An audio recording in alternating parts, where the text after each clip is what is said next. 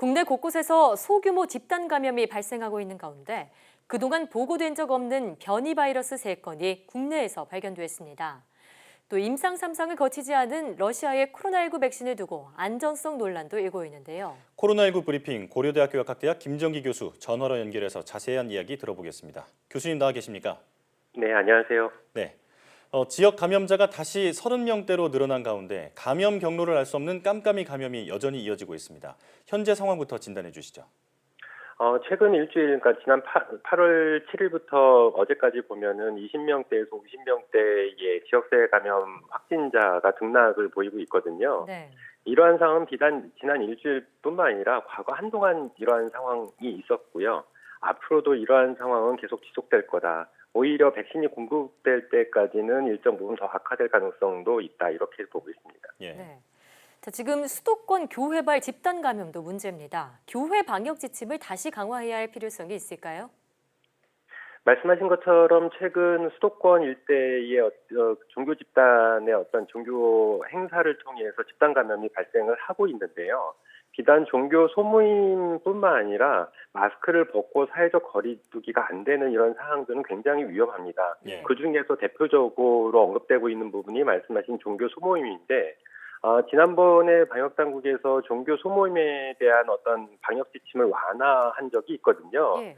이러한 영향일 수도 있고 아닐 수도 있습니다만 어찌됐든 이러한 조치 이후에 최근 상황을 보면 종교 어떤 소모임을 통한 집단 감염이 다시 발생을 하고 있다 보니까 아무래도 이런 완화 조치가 영향을 미친 게 아닌가 이런 생각을 가지고 있습니다. 그래서 예.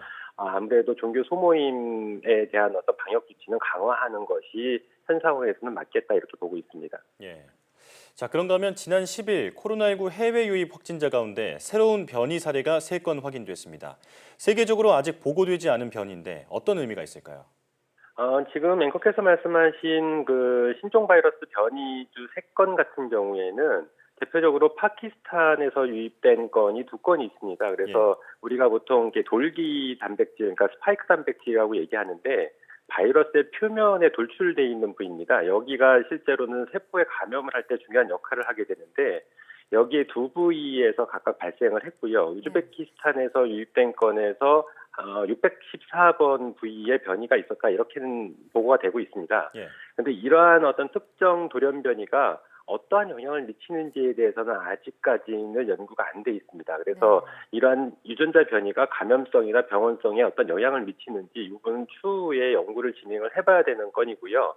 일단은 WHO에서 코로나19 유전자 정보, 그러니까 7만 8천여 건의 보고되지 않은 새로운 3건의 유형이다라고까지만 발표된 상황입니다. 네, 돌연변이 유전자가 미칠 영향에 대한 연구도 이뤄져야겠습니다.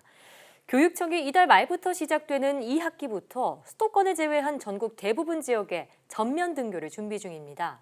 이제 정상 등교를 해도 괜찮을까요? 말씀하신 대로 실제로 학교 내 방역 조치 완화 움직임이 있거든요. 그래서 실제로 2학기 때는 1학기 때 대비해서 학교 내 방역을 완화하려고 하는 어떤 움직임이 있는데 이런 차원으로 해서 지금 학부모들에게 실제로 그 어떤 설문조사를 진행 중에 있습니다. 그러니까 매일 등교를 할 거냐 아니면 뭐 격주 등교를 할 거냐에 대한 찬반 설문조사를 하고 있는데 현 상황을 봤을 때는 시기상조다 이렇게 보고 있습니다. 그래서 이러한 결정은 실제로 구체적으로 결정하려면 향후 2학기 개학쯤에 대해서 코로나19 상황을 지켜봐야만 될 거라고 생각을 하고 있고요.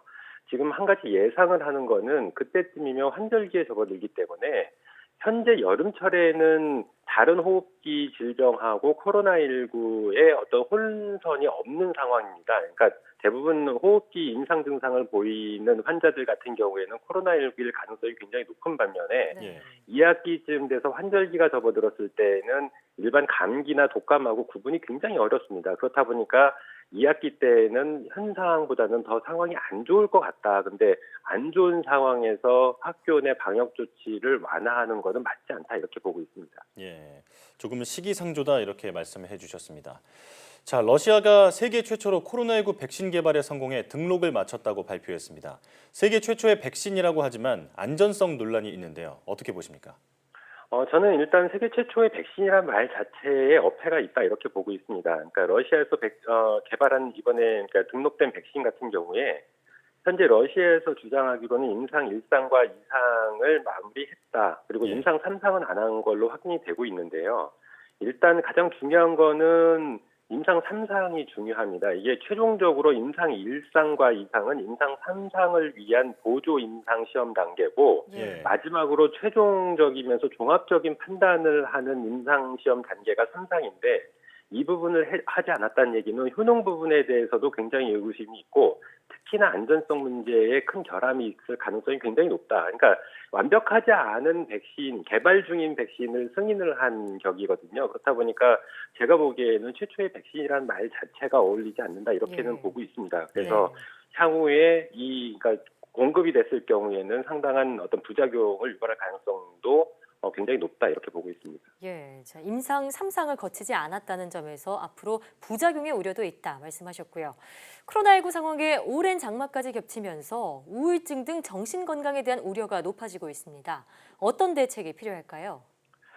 지금 사람들마다 스트레스 해소 방법이 다릅니다. 그래서 국민들께서 나름의 대책을 찾으셔야 되는데, 이거는 뭐 어떤 제안을 드리기는 굉장히 어려운 부분이고, 실제로 국민들 개개인이 스스로의 스트레스 해소 방법을 찾으셔야 됩니다. 근데 다만 말씀드리고 싶은 거는 스트레스 해소 방법을 찾으실 때, 개인 방역 수칙을 어기는 행위는 굉장히 위험하다 이렇게는 보고 있습니다. 그래서 물론 코로나19로 인해서 한 7, 8개월 동안 국민들께서 굉장히 어려움을 겪으시고 특히 최근에는 50일 이상 역대 최장 장마로 인해서 햇빛을 보는 날이 거의 없었거든요. 네.